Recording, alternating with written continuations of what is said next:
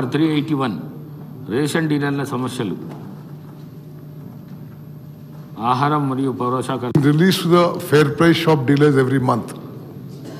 Yes, the ration shop dealers have requested to enhance their commission to rupees 300 per quintal and also represented to grant honorarium of 30,000 per month to rural area fair price shop dealers and 35 to 40,000 per month to urban area fair price shop dealers. Part D. Honorarium for fair price shop dealers involves financial implication in the government and the matter is under consideration. The fair price shop dealer margin has been increased from rupees 70 to rupees 140 per quintal in October 2023. గౌరవ సభ్యులు కూనమనేని సాంబశివరావు గారు. Thank you sir. ముందుగా ఈ ప్రశ్న ఉత్తరాల ఈ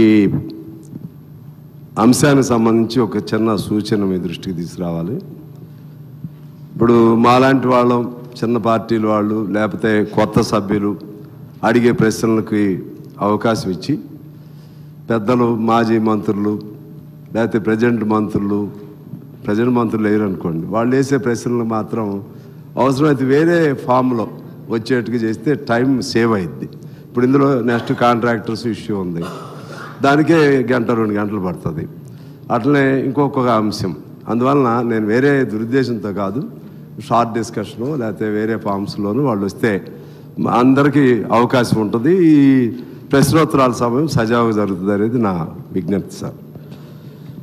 అలాగే ముఖ్యంగా నేను మంత్రి గారికి ధన్యవాదాలు చెప్తూ అన్ని క్వశ్చన్ ఫామ్లోనే, సప్లిమెంటరీ క్వశ్చన్ ఫామ్లోనే ఉదాహరణ వెంట ఒకటి వారి దృష్టికి తీసుకొస్తాను.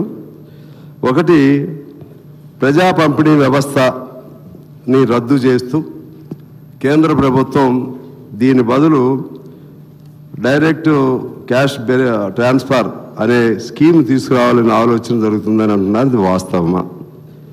2, గతంలో 9 రకాల వస్తువులు ఇచ్చేవారు.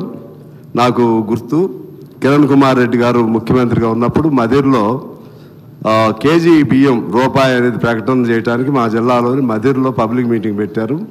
మమ్మల్ని కూడా పిలిచారు. అప్పుడు నేను సరదాగా మాట చెప్పాను, సార్ మీరు ఇచ్చేది ₹1 కదా ఒక మనిషికి, కేజీ బియ్యం ₹2 తగ్గించారు, దాని బదులు అన్ని సరుకులు కలిసి ఒక ప్యాకెట్ రూపంలో పంపిస్తే బాగుంటుంది కదా అని చెప్పాను. అప్పుడే 9 రకాల, ఆయన ఆ స్టేజీ మీద హామీ ఇచ్చి 9 రకాల వస్తువులు ప్రతి బెనిఫిషరీకి పంపించే విధంగా చేశారు సార్. ఇప్పుడు చివరికి బియ్యం ఒకటే మిగిలి ఉంది. అందులో కేంద్రం వాటా కొంత ఉంది, రాష్ట్రం కొంత ఉంది. ఏదేమైనా సరే నేను మీ ద్వారా మన మంత్రి గారికి, ప్రభుత్వానికి తెలియజేస్తున్నాను, మరలా పాత స్కీముని పునరుద్ధరణ చేయవలసిన అవసరం ఉందని కోరుతున్నాను. ఆ ఆలోచన ఉందా? 3వది, అలాగే ఇంకొన్ని ఇంపార్టెంట్ అంశాలు, ఇవాళన్నీ కూడా కల్తీ పదార్థాలు ఇవి జరుగుతూ ఉన్నాయి. కొద్దిగా దాని స్టాండర్డ్ మార్కు, ఆగ్ మార్కు లాంటివి ఉన్న వాటిని ఇంకొన్నిటిని జోడించి ఈ ప్రజా పంపిణీ వ్యవస్థను బలోపేతం చేసేటువంటి ఆలోచన ఉందా అని చెప్పి నేను వారిని అడుగుతున్నాను మీ ద్వారా.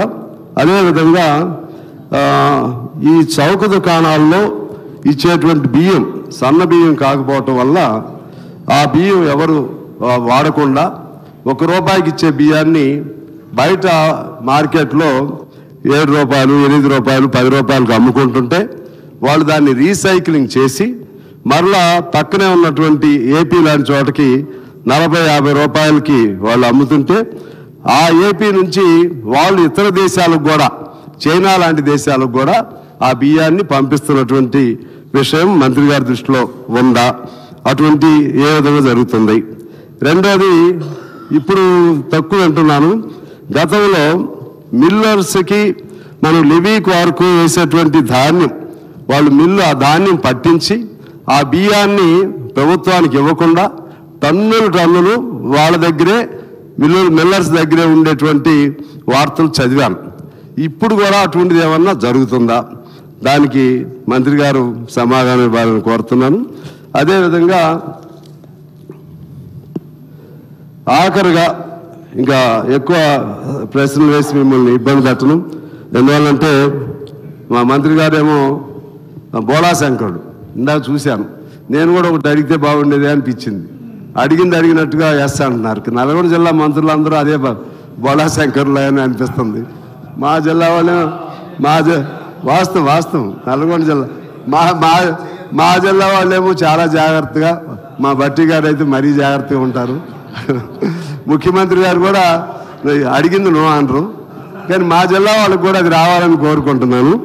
సరే, ఏదన్నా ఆఖరిగా మీ ద్వారా నేను కోరేది ఏంటంటే, ఇవాళ అసలు ప్రశ్నలో రేషన్ డీలర్కు సరే వాళ్ళు 30,000 ఎంత అడిగినా సరే కనీసం 5,000 రూపాయలైనా మీరు ఇస్తామని అప్పుడు హామీ ఇచ్చారు.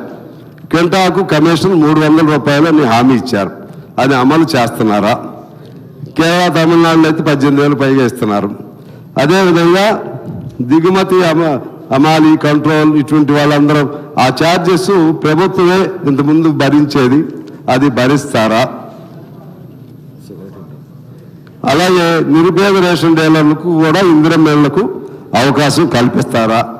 ఇది అడుగుతూ ఆఖరి ప్రశ్న ఏంటంటే, ఈ రాష్ట్రంలో గత ప్రభుత్వానికి ఇప్పటికీ ఉన్న తేడా ఏంటంటే, గత ప్రభుత్వంలో రేషన్ కార్డులు ఎప్పుడు ఇచ్చారో కూడా నాకు తెలియదు. కొన్ని ఇచ్చుంటే నేను నా మాట వెనక్కి తీసుకుని, నాకు తెలిసి గత ప్రభుత్వంలో రేషన్ కార్డులు ఇవ్వలేదు. ఇప్పుడు ఈ ప్రభుత్వం ఏమోనమ్మా, నాకైతే నా దృష్టికి రాలా. అందుకని నేను ఒకవేళ నాకు పొరపాటు అయితే తీసుకుంటా వెనక్కి. ఓకే, ఎందుకంటే నా దగ్గర ఎప్పుడు రేషన్ కార్డులు లేకపోతే పెన్షన్లు ఇదే పోవాలి మా జనం అంతా. మాకు రాలేదు ఇస్తే ఓకే, సంతోషం. అయితే అవసరం ఎన్ని అవసరం ఉందో అన్ని ఇచ్చారా? కొన్నే ఇచ్చారా? కొన్నే ఇస్తే మరి మిగిలిన వాళ్ళందరికీ అది ఇబ్బంది కదా. అందుకని నేను ఇవాళ సంఖ్యతో నిమిత్తం లేకుండా రాజశేఖర రెడ్డి గారిని ఆదర్శంగా తీసుకుని, రాజశేఖర రెడ్డి గారు ఏ స్కీమ్ తీసుకున్నా సరే శాచ్యురేషన్కి తీసుకెళ్లేవాళ్ళు. హౌసింగ్ అయినా సరే, పెన్షన్లు అయినా సరే, రేషన్ కార్డులు అయినా సరే, ఏ స్కీమ్ అయినా శాచ్యురేషన్ స్టేజ్కి తీసుకెళ్లేవారు. ఆ విధంగా మా బోళా శంకర్లైన మా ఉత్తమ్ కుమార్ రెడ్డి గారు అందరికీ రేషన్ కార్డులు ఇస్తున్నారా? ఏ